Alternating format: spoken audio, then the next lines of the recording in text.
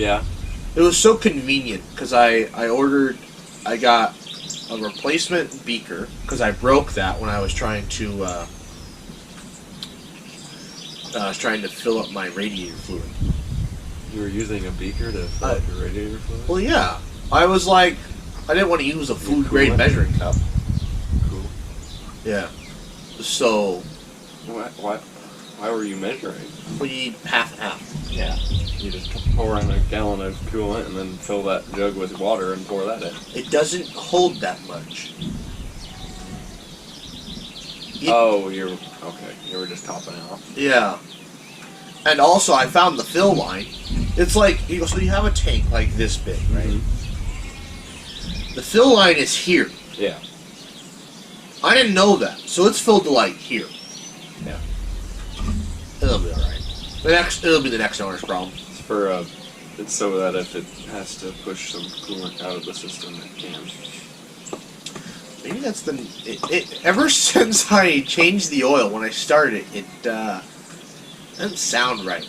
It just sounds like it's like chugging along, like it barely wants to run. Until you hit the accelerator and then it decides, alright, I'll be normal now.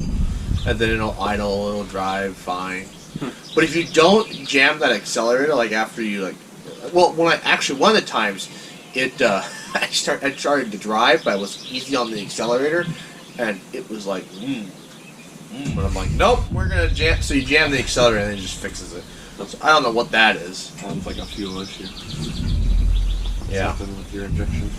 Well, I was afraid it might be I might have put like too little oil in, but it's like I put the same amount of oil in I put every time. I told my uncle how I figured out how much oil I need. He went like, "That that's not how that works." I'm like, "Yeah, I figured that out later on, but it works." So Google works pretty good too. Yeah. Well, then when I went to change it for the first time by myself, one oil change ago, the video was like, he only had one jug, so I'm like, all right. I guess I'm doing this right. So, oh man, I think that's the second podcast I'm not talking about vehicles, but it's the most prevalent thing in my life right now because I'm done driving a truck here. Eventually, whenever that happens, because my dad keeps saying like it doesn't need to be done tomorrow, it doesn't need to happen tomorrow, but I'm like, but why wait? You find a vehicle, there's a good chance it's going to be gone if you don't act fast. Yeah. So it's like, if I find one that's the right mileage, right price, put Edward Jones, get the cashier's check, and be done. Yeah. I think it's gonna be a bit of I might ask for two. Ask for the amount for the vehicle, plus the sales tax, and whatever frickin' fees the dealer's gonna cost me. And then get another one for another, I wonder how much for, because I'm assuming, I don't know how my insurance works. I don't know, because I pay it once per year. I don't know if that pays for the previous year or if that pays for the next year. If it pays for the next year, I'm going to see if I can get prorated. When I got my car, I had to pay insurance, so it's probably for the next year. So I can get prorated. Like, I don't own that vehicle anymore, so can I get my rate back, the money I spent? Which I can then use to put towards the next insurance, and then also I got to plate it. Yeah. That's the expensive thing. But, that's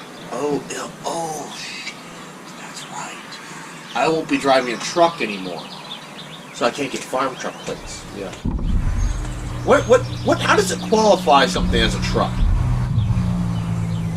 I'm sure there's a lot of different codes for that. But no, I wonder if Ford Escape will not qualify as You sure? I mean, you might be able to... Unless it's like farm vehicle. It just calls it farm truck, but it could be farm vehicle. You might be able to get this farm plates. I'll have to talk to Dad about it. Depends how you can register it. Because that will save me a bunch. That will save me wheel tax. That will save me wheel tax. That will save me insurance. I can put antique plates on my truck. That's crazy to think about. What year's your truck? 94. Yeah, 30 years. You have plates. 25 is the thing. Huh? Pretty sure it's 25 is the Oh, threshold. that was 30. It might be 30. Well, do you have plates from 1994? That's not how that works. No, I was told that's how it is. If you get there's the other way. If you get plates from 1994, you never have to replate it ever again. Yeah, it's like a one-time fee, and then you're done. The antique plates are the same way. You just get a new plate. I think it's a historical plate or something like that. I'm not sure. And then you just get that once. You're done. Well, no, because my other uncle, he's got that ancient Ford Ranger, and he found an old 2-county plate. So Really? he has a 2-county plate. That's cool. It's the old prison plates, too, so they're indented. Stamp. Yeah. It's always fun when you go into other states and you see one that's indented. So I'm like, oh yeah, that state's got prison plates. So we go, what? I'm like, oh, they're indented. We They're just stamped. got painted plates. Colorado's weird. I don't understand Colorado plates because there's so many different things. Like, some are stamped, some aren't. Some look like they're 80 million years old. Some look brand new, but they're all the same. Some are red, some are green, and you're just like, what's the like? Do you just get a pair of plates and they say, yeah, do whatever you want with these? Like, I don't understand. I like the Iowa black and gold plates. Oh, is that for just the University of Iowa? I don't know, but they look cool. It's a black plate with gold letters. I kind of forgot. I'm gonna probably get stuck with the current plates, which suck. I hate the current plates. So I need to get back. So I'm hoping I can get some sort of farm plates. Yeah. It is the one downside of not having a trucking. Anyways, how long are you gonna be in school then? 2 years. 2 years? Mm-hmm. So then, are you gonna have an apprenticeship then? I have an internship. I'm starting here pretty soon. Good, because that's the best way to get into it. Otherwise, you're just never gonna find a freaking job. Mm-hmm. I'm in that boat. I didn't get an internship, and so I don't have a job. Good job, anyways. So yeah, you gotta get an internship. Because you are gonna need an apprenticeship though at some point. So the way journeyman's thing works is you just need 2 years of experience. You can either do that through college or do that through an apprenticeship. What kind of electrical work are you gonna do there? With the internship, I'm not sure. I haven't heard too much about it yet. But like for your job though. I want to do commercial. Oh, okay. Residential would be nice too. Good. I can call up you then when I need to rewire something. Once I'm certified. Yeah. Well, I won't Well, be doing anything that's... There's different things. Like I'm pretty sure if there's just existing stuff, you don't need to be certified. But if the county has to get involved and inspect it, then you need to be certified because they can track it back. But yeah, I'll be you can living in work the city, around. so more than likely, and then the city gets involved regardless. Yeah. Bastards. Yeah, that was a weird thing because I was watching Cody's Lab on YouTube, and he's wanting to build this Mars type base. Hey. Yeah. Hasn't he been doing that? Yeah, but the entire county is under code lockdown. So you have to, so anything you build, you have to get permission. Really? Unlike here, That's weird.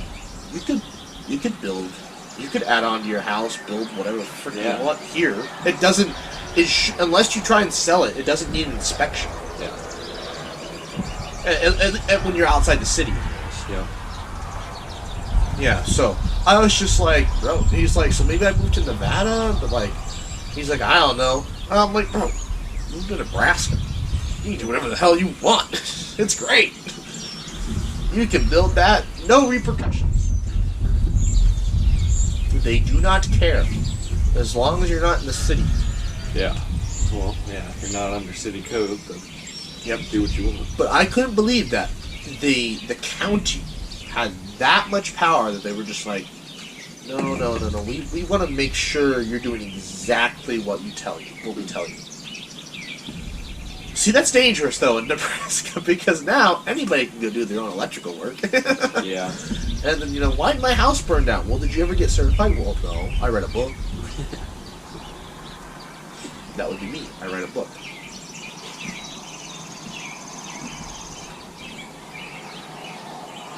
I swear I just heard its wings. The Yeah, hummingbird's you wings. can hear them. When it flew past through it. Yep. You stay away from the hummingbird. You killer. He's like, will you let me inside, please? He was wanting inside earlier. And she's back. Spoiled cat. Very. But he's got the best life, though. He can go in and out whenever he wants. See the kittens down there playing? Like, follow me around.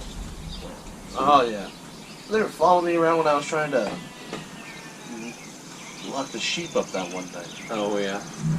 And then they were scaring the sheep. The three cats are always in a standoff with each other. Smokey hates them. But Well, he's got to assert his dominance. Yeah, He's top cat. Look at this fucker. they're always just standing there staring at each other. This is an alpha male here. This is Sigma. Horses. Yeah. Good lord, they were loud. Mm-hmm. Jesus Christ. Look up. Well, anyways. Well, at least it wasn't freaking windy this time. God, it feels like every time we do a podcast outside, it's windier.